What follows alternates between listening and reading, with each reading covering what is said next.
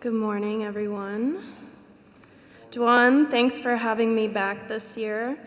I see I'm not the only one presenting my problems this time, so that's a good sign. But no, actually, I really love this conference, and I'm glad to be here, due to the authentic nature of the conversations that come out of it. It's a bit less salesy, which I think as engineers we all appreciate. Let me get into the view here. Yeah, so for those of you that don't know me, I'm Chelsea Cummings. I work for the Barnes Global Advisors. I believe last year in my presentation I said, please automate me out of the process, so good work there. We saw a lot of that in some of the previous presentations from yesterday. So working in an applications engineering capacity at TBGA, more or less, I take Andreas's crazy gyroid designs and translate them into written requirements for parts. That's one of the many things. The other thing is I keep a pulse on the software offerings that all of you are working on developing, so another reason why I'm happy to be here. My core experience is on the manufacturing floor, being close to the process, designing the parts, doing the build preparation, sometimes running the machines if I had to, so that's where a lot of my perspective comes from. So I wanted to stress today, much in line with the theme of this morning, let's design parts, not shapes. And rather than telling you how to do it, we're going to take a look at sort of like a zoomed out view and the drivers behind that from an AM economics standpoint. So RIP 3D printing, long live AM. John Barnes, our founder, and coworker Tim Simpson, they wrote a sort of cheeky article in 3dprint.com in response to Yoris Peel's RIP 3D printing series. If you haven't read it, it's amusing if nothing else. But I wanted to carry forth the essence of that article with the addition of some feedback tuned for this group. And in the article, they basically describe 3D printing as a child star beyond its prime. So it peaked kind of early, but we want to maintain that momentum, right? And when I was trying to think of an analogy for this, unfortunately, I couldn't help but think of like a sort of offensive one. I hope you guys will stick with me here and let the takeaway be, not that I have anything against the Culkin family, fan of all of their works, but that they actually presented a really good analogy. So yeah, we know which one we don't want to be, right? The child star that we haven't seen since then. So this is my sort of made-up timeline of what the industry cared about, where it invested a lot of money since the start of 3D printing, right? So in the beginning, we had the makers movement. We saw some commercialization into metal powder bed fusion. I just chose some photos at random, not biased one way or another in terms of which machines I'm showing, but we saw some investment happening here. Then we scaled a bit. We got machines with more lasers. We have some software that's actually tuned to the AM process to enable us to do these build preparations and slicing and things. And then we kept going. More and more money got dumped in. We have more intelligent machines. We have production style machines where you have all your powder handling and modularity built in. We have implicit modeling come into the forefront by some software company we've never heard of. Just kidding, I stole this from NTOP's website. So back to my analogy, I'm sort of likening this era to the Macaulay Culkin era.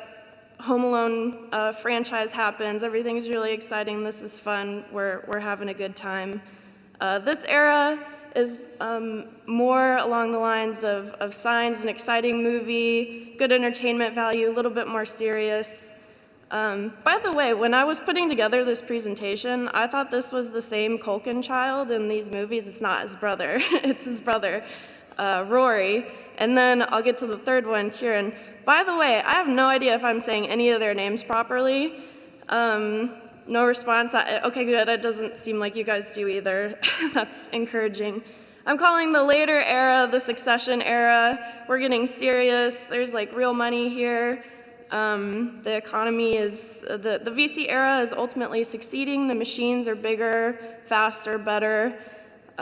Software with AM in mind exists, thanks to all of you lovely people in this room. But those are really just catalysts for a final product, right? They're catalysts for making parts. Of course, I had to make it a heat exchanger to stay in line with the grand theme of this conference. So yeah, what really matters at the end of the day is the parts.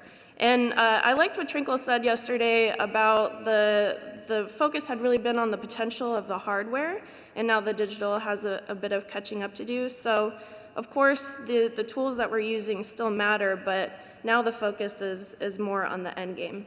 And I'm likening this to Kieran Culkin, star of Succession, who has a very bright career in front of him. So the language in the written specs has actually even changed. For a long time, the definition was written for 3D printing as the process of joining materials to make objects from 3D model data. So yeah, that's 3D printing, and that definition stood for about a decade. And in 2021, they actually changed it to the process of joining materials to make parts from 3D model data. So it's like, okay, we have this exciting thing, now we have real returns to make, let's do something with it. So it's about parts, not the shapes. AM is finally humble enough to say what it is. It's another method for manufacturing parts. So we want to have a good grasp of where AM stands in the ecosystem to get the most out of it, right? So AM isn't dead, it's just different and more expensive than the conventional manufacturing methods.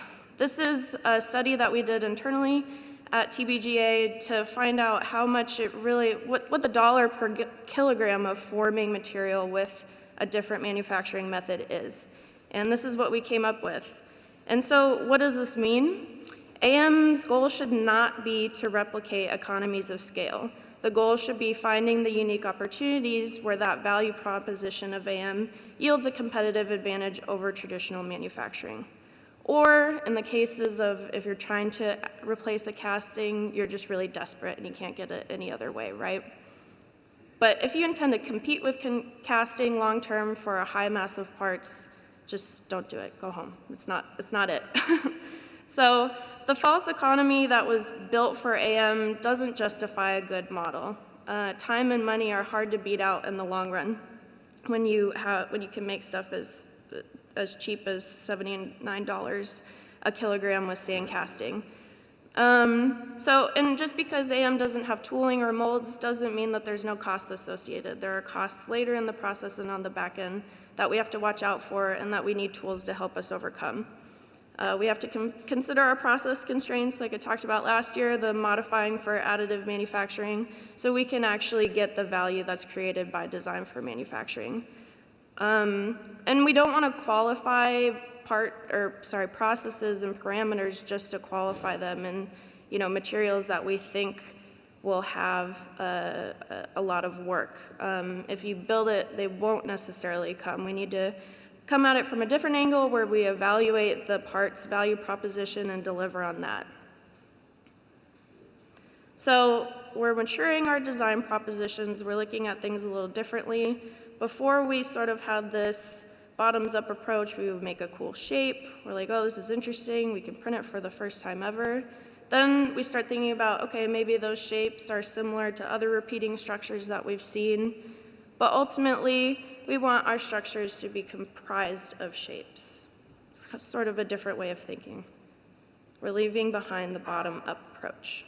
And again, our Northern Star, Kieran Culkin, he is our model of good. So we're entering the top-down approach.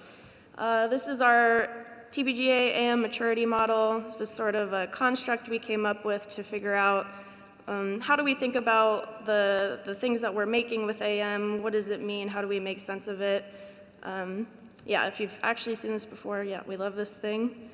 So I'll quickly go through it. At level 0, we have pre-production. This is where we're doing our prototyping and testing, kind of have a vague understanding of how to run our machine and our process constraints. We're just learning.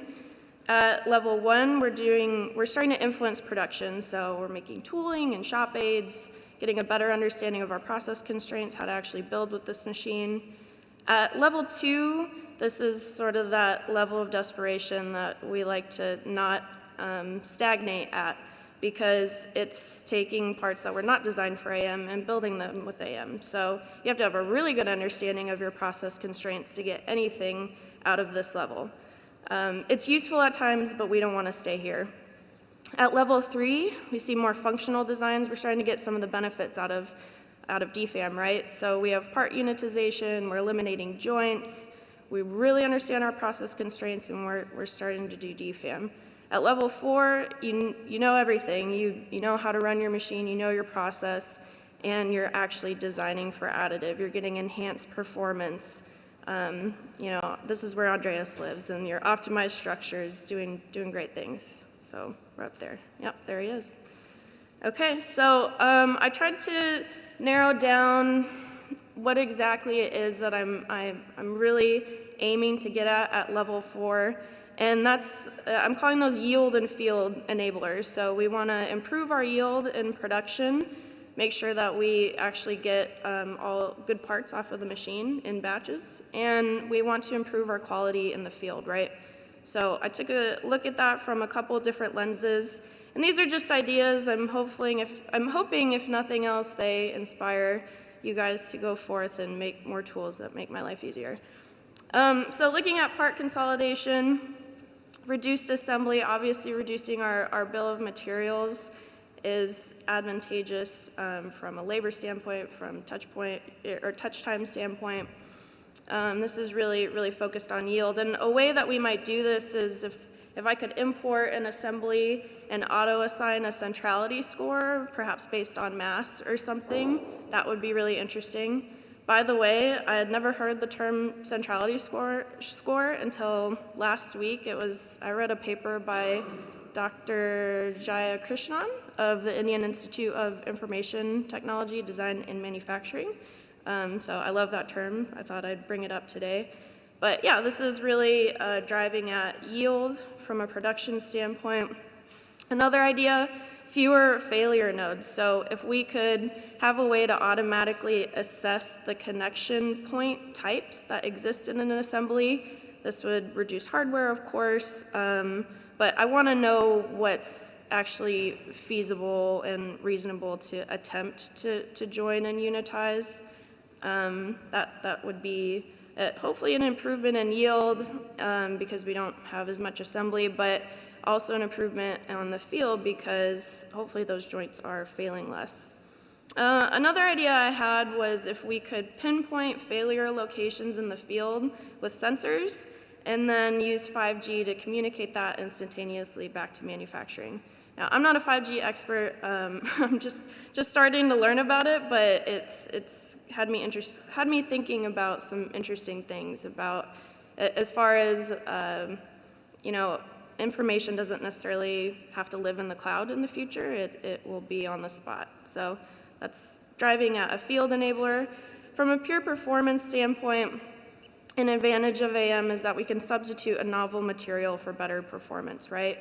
It's easier said than done because then you have to go build out a robust parameter set and make sure that you can actually build it. And actually, Wayne King on our team is working on a machine learning application that can actually do this and tell you where to start with your parameters.